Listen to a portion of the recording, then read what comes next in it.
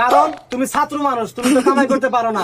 তুমি চলো বাড়ির টাকায়, আমি জানি তুমি বাড়ি থেকে 10,000 টাকা চুরি করে না আমারে দিবা, কি রাগ করো? আচ্ছা, ঠিক আছে বাবা, আমি তোমার ওখান নেবো না।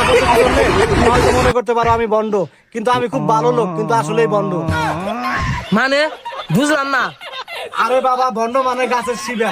গাছের শিবা তোমার দিলে তোমার জীবন উজ্জ্বল হবে। আমি বন্ডামি করতে পারি, কিন্তু গাছের শিবা কখনো বন্ডামি করবে না। রাগ করলা? না না, আচ্ছা ঠিক আছে বাবা, অনেক কথাই বললাম, আমার আবার সময় কম, অনেক জায়গায় যেতে হবে। যাওয়ার আগে তোমার হাতের রাশিটা আবারও দেখে যাই। তোমার হাতটা দাও বাবা, তোমার হাতের রাশি দেখে বোঝা যাচ্ছে তোমার একটা গাছের শিবা নেওয়া লাগবে। ঠিক আছে দেন। তুমি কি রাগ করে বললা? না না, রাগ করুন কে? আমার যেহেতু উপকার হবে, তাহলে আমি রাগ করুন কে? আচ্ছা ঠিক আছে, আমি ইন্ডিয়াতে আমার গুরুর সাথে 50 বছর জঙ্গলে ছিলাম।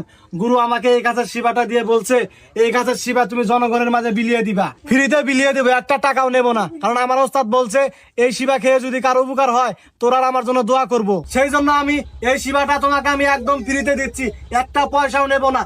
কিন্তু তুমি যদি খুশি হয়ে আমাকে 20,000 টাকা দাও, সেটা আমি গ্রহণ করব। তুমি কি রাগ করলা? না না, রাগ করি না। ঠিক আছে, টাকাটা দাও। এই শিবা কেমনে ব্যবহার করা লাগবে সেটা আমি তোমাকে শিখিয়ে দিচ্ছি।